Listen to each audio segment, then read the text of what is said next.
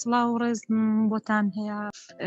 من وەکو بەشداربوویەک لە خولی یادگا بیدایەت کە بەشداریم کرد لە چاو ئەوەی کە دوای ئەوەی کە دەورەکە تەواوم کرد بەڕاستی گۆڕانکاریەکی زۆرم لە ئاستی مێشکم لە ئاستی بیرکردنەوەم بەدی کرد.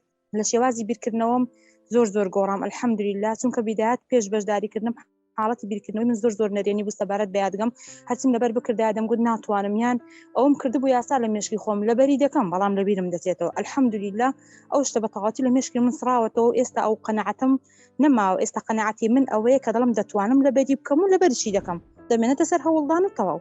و لە لەبەرکردنی ناو ئەلحەمدولیلا زۆر باش بووم. پێشتر کەسێکم بدیت بە تعارفمان دەکرد، پاش مایە دیسان ناوەکەیم لەبیر دەچەوە، چەند جار وا بوو تووشی خەجاڵەتی دەبووم، نەمدەتوانی یعنی پێی بڵێم و پێم شەرم بوو بڵێم ئەرێ ناوەکەت چی بوو، یان دوسێ جارم لێ دەپرسیەوە وای لێ داهاتە پێم عەیب بوو دیسان پێی بڵێم. ئەو کاتە بە شێوازی ڕەمز یان بە شێوازی دادا یان خوشکە بەوانە بانگم دەکرد. ئێستا ئەلحەمدولیلا هەرکە تعارف دەکەین دەتوانم ناوەکان لەبەر بکەم و هیچ کێشەیەکم لە لەبەرکردنی ناو نەماوە، سپاس بەخوای گەورە. و تەرکیزم بەڕادەیەک باش بوو لە حاڵ بۆ گوێگرتن. پێشتر هەندێک قاری هەبوو کە جملە ڕادەگرتن، بەڕاستی تاقەت جۆراگرتنم نەبوو لایەن، دەمگوت ئاخر چۆن ئەو قاریە ئەوەندە سەریع دەخوێنێ، من ناتوانم تەرکیز بکەم، ناتوانم لەمانە ئاەتەکان تێبگەم. ئێستا لە دوای ئەوەی تەواوبوونی ئەو دەورەیە ئەو قاریعی کە پێشتر دەمگوت زۆر سەریع دەخوێنێ و ناتوانم تەرکیز بکەم، ئێستا هەر زۆر پێم هێواشە. یعنی ئێستا بیر دەکەم و دەڵم باشە پێشتر ئەو قاریعە چی بوو، من دەمگوت سەریع لە خوێندنەوە ئەسڵەن هەر سەریع نییە. و لەبەرکردنی ژمارە پێشتر بۆ ڕادەی ئێستا باش نەبووم. ئەلحەمدولیلا گۆڕانکاریەکی زۆر باشم لە ئاستی مێشکی خۆمدا بەدی دەکەم لەوەی کە لەبەرکردنی ژمارە زۆر خێرا بووم و کاتێک زۆر کەمم پێویستە. و لە ڕووی نەفسیەوە ئەلحەمدولیلا یعنی ئەو فەزلی خوای گەورەیە و یعنی بە حەدێک ئاسوودەی بەدڵم بەخشیوە ئەو دەورەیە کە لە ڕووی نەفسیەوە زۆر مرتاح بووم. جاران بەڕاستی زۆر گلەیم لە خۆم بوو، دایم زەمی خۆمم دەکرد، دایم لەومی خۆمم دەکرد، دەمگوت تو بۆ نمونە کەساتیت ئەو هات بۆ شێوەی بیر دەکەیەوە ئەوەندە نەرێنی، گلەیم لە خۆم هەبوو بەڵام نەمدەزانی چۆن چاکیکەم.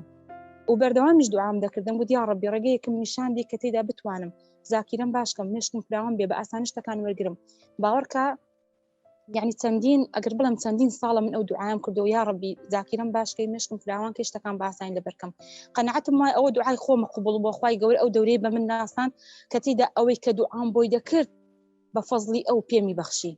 یعنی بەڕاستی سوزدەی شکری دەوێ و ئەلحەمدولیلای دەوێ من بە ئەمانەتی دەزانم لەسەر شانی خۆم کە دەوروبەرم کە سوکارمی لە ئاگادارکەمەوە بەڵێ ئەو شتێک کە باسی دەکەن لە یادگا زۆر کەم باس کراوە. یعنی لە نیعمەتەکان ئەوەش نیعمەتی خوای گەورە نایدا بە هەموو کەسێک، یعنی دەبێت دوعا بکەین خوای گەورە ئەو شتە بکاتە قسمەتمان و هێز و توانامان پێ ببەخشێ و ئێمە خۆشمان هەوڵی بۆ بدەین.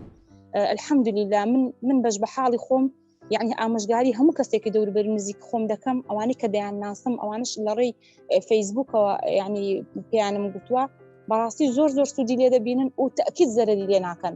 مەڵم پارەکەی زۆرە، یعنی بە حەدێک ئاسوودەیەک بە دەروونت دەبەخشێ پارەکەی هەر هیچ نییە.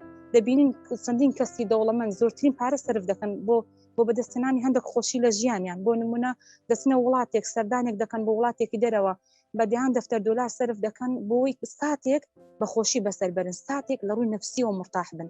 بەڵام بەبێ ئەوەی ئێمە لێرە ئەوەندە ڕێگا دوورە ببڕین و بەبێ ئەوەی کە ئەوەندە مەسروفە زۆرە بکەین ئەو ئاسوودەیە کە ئەوان لە دووی دەگەڕێن ئێمە بەدەستمان خستووە.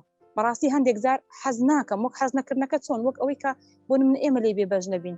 دەڵێم ئەگەر کەسە دەوڵەمەندەکان هەموو بزانن ئەو ئاسوودەیە نەفسی کە لەو دەورەیەدا بەدی دەکەن، بزانن لەو دەورەیە بەدیدێ بەڕاستی جێگەی ئێمەی کەسان ئێمە ناڵین هەژارین، بەڵام ئاسی دەوڵەمەندیش زۆرە.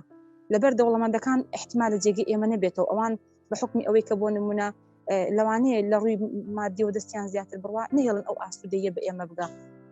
هەم ئاسوودەی ڕۆحی هەم ئاسوودەی لە شێوازی بیرکردنەوە و لە ڕووی نەفسیەوە بەڕاستی زۆر فەرقی پێ دەکەن. حتا بەشداریش نەبن ئەو گۆڕانکاریە یعنی بە زمانی منەوە ئەو گۆڕانکاری هەست پێ ناکەن. یعنی لەوانەیە لە قسەکردنەکانم حەقی تەواو بەستایشکردنی ئەو دەورەیە نەدەم، نەتوانم ئەو کەسە بێ بەشداری بکە جا دەزانێ ئەسڵن قسەکانی من هەر زۆر کەم، مەستایشەکانی من بۆ ئەو دەورەی هەر زۆر کەم لە تا ئەوەی کە خۆی بەدی دەکا. السلام علیکم وڕحمەت الله. ئاوات ئەکادیمی، گەورەترین ئەکادیمیای ئۆنلاینی کوردی، زۆرترین فێربوون لە کەمترین کاتدا. مێشکت چالاک بکە.